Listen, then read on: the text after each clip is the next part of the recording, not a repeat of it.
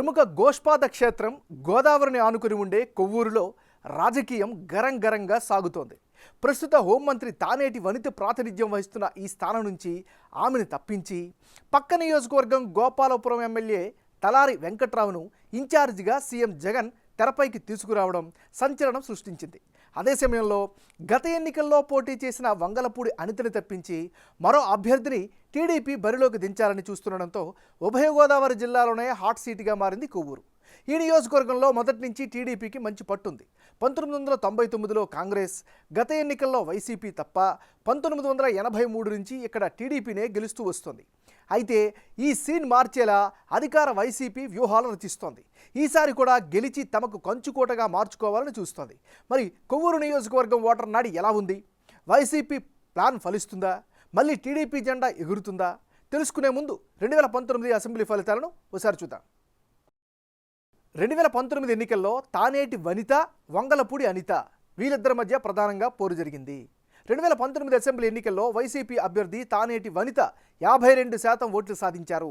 అదే సమయంలో తెలుగుదేశం పార్టీ నుంచి పోటీ చేసిన వంగలపూడి అనిత 36% ఓట్లను రాబట్టారు.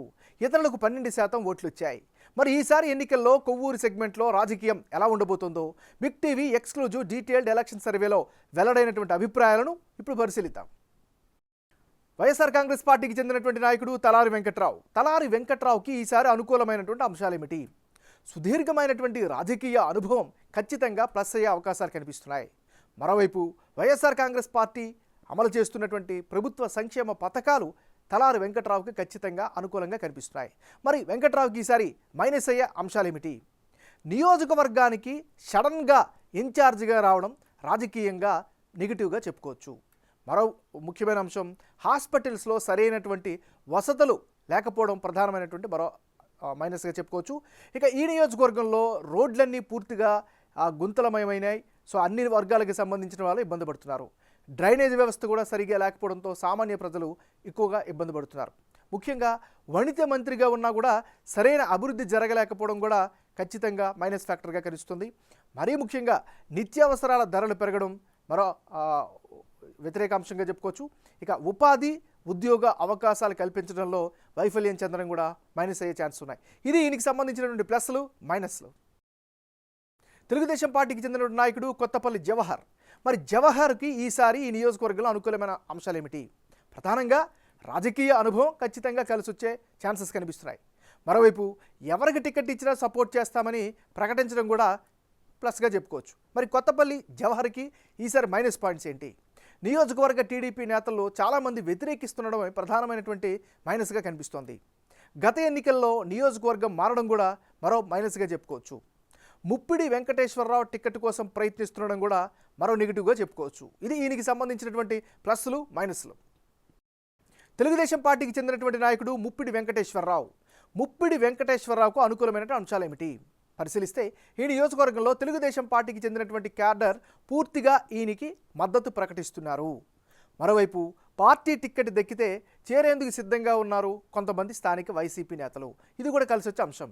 ఇక సామాజిక వర్గ పరంగా కూడా ఈయనకి కలిసి వచ్చే అంశంగా కూడా చెప్పుకోవచ్చు. మరోవైపు ప్రభుత్వ విధానాలపై పోరాడుతూ ఉన్నారు, ప్రజలతో మమేకమవుతున్నారు. ముఖ్యంగా ఎస్సీ వర్గంతో పాటు ఇతర సామాజిక వర్గ నేతలు కూడా ఈయనకి మద్దతు ప్రకటిస్తుండడం ప్రధానమైనటువంటి అడ్వాంటేజ్గా చెప్పుకోవచ్చు. మరి ముప్పిడి వెంకటేశ్వరరావుకు మైనస్ పాయింట్స్ ఏంటి? ప్రధానంగా తొలిసారి కొవ్వూరు నుంచి పోటీకి ప్రయత్నిస్తూ ఉండడమే ప్రధానమైనటువంటి అడ్డంకిగా చెప్పుకోవచ్చు. మరోవైపు అధికార పార్టీ నియోజకవర్గంపై ప్రత్యేక దృష్టి పెట్టడం కూడా రాజకీయంగా ఎంతవరకు ఎదుర్కోగలుగుతారనేటువంటి ఒక ప్రశ్న కూడా తలెత్తుంది. ఇది ఈయనకి సంబంధించినటువంటి ప్లస్లు, మైనస్లు. జనసేన పార్టీకి చెందినటువంటి నాయకుడు టీవీ రామారావు. మరి టీవీ రామారావుకి ఈసారి అనుకూలమైన అంశాలు ఏమిటి పరిశీలిస్తే, ఈయనకి సుదీర్ఘమైనటువంటి రాజకీయ అనుభవం ఉంది. ఈ ప్రాంతానికి సంబంధించి చాలా ప్రత్యేక సంబంధం కొనసాగుతుంది. ఇక 2009లో కొవ్వూరులో ఈయన గెలిచారు. ఇది ఖచ్చితంగా ఆ అనుభవం కలిసి వచ్చే అవకాశం ఉంది. మరోవైపు జనసేన క్యాడర్ పూర్తి స్థాయిలో సపోర్ట్ అయితే రామారావుకి ఇస్తున్నటువంటి పరిస్థితి. ఇవి ఈయనకి సంబంధించిన అనుకూల పాయింట్స్. మరి టీవీ రామారావుకు ఉండే మైనస్ అంశాలు ఏమిటి కనుక పరిశీలిస్తే, రామారావుపై గతంలో వేధింపుల కేసు ఒకటి కొనసాగుతుంది. ఇది ఏ స్థాయిలో మైనస్ అవుతుందో అనే ఒక అంశం కూడా పరిశీలించాల్సిన అవసరం ఉంటుంది. ఇది ఈయనకి సంబంధించినటువంటి ప్లస్లు, మైనస్లు. రానున్న ఎన్నికల్లో కొవ్వూరు నియోజకవర్గంలో ఎవరెవరు బరిలో ఉంటే ఫలితాలు ఏ విధంగా వచ్చే అవకాశం ఉందో పరిశీలిద్దాం. తలారి వెంకట్రావు వర్సెస్ కొత్తపల్లి జవహర్. వీళ్ళిద్దరి మధ్యగానే పోటీ జరిగితే వైసీపీకి 44%, తెలుగుదేశం పార్టీకి 51%, ఇతరులకు 5% ఓట్లు దక్కే ఛాన్సెస్ ఉన్నాయి. అంటే ఇప్పటికిప్పుడు ఎన్నికలు జరిగితే కొవ్వూరులో టీడీపీ గెలిచే అవకాశాలు ఎక్కువగా కనిపిస్తున్నాయి. టీడీపీ నుంచి కొత్తపల్లి జవహర్ పోటీ చేస్తే 51% ఓట్లు రాబట్టే అవకాశం ఉన్నట్లు బిగ్ టీవీ సర్వేలో వెల్లడైంది. అదే సమయంలో వైసీపీ అభ్యర్థి తలారి వెంకట్రావుకు 44% ఓట్లు, ఇతరులకు 5% ఓట్లు రానున్నాయి. మరోవైపు తలారి వెంకట్రావుతో ముప్పిడి వెంకటేశ్వరరావు గనక పోటీ చేస్తే ఎలా ఉంటుందో ఒకసారి చూద్దాం. తలారి వెంకట్రావు వర్సెస్ ముప్పిడి వెంకటేశ్వరరావు. వీళ్ళిద్దరు కనుక బరిలోకి దిగితే తలారి వెంకట్రావు ముప్పిడి వెంకటేశ్వరరావు మధ్య పోటీ కనుక జరిగితే విజయం టీడీపీనే వరించే అవకాశాలు కనిపిస్తున్నాయి.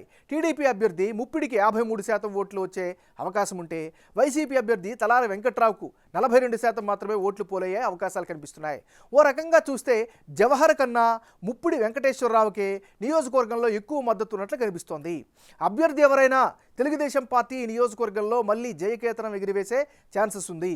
ఇక వైసీపీ గ్రాఫ్ తగ్గడానికి కారణాలు చూస్తే మంత్రిగా ఉన్నప్పటికీ తానేటి వనిత నియోజకవర్గ అభివృద్ధి చేయలేకపోయారు అనే అభిప్రాయం జనంలో బలంగా వ్యక్తమవుతోంది.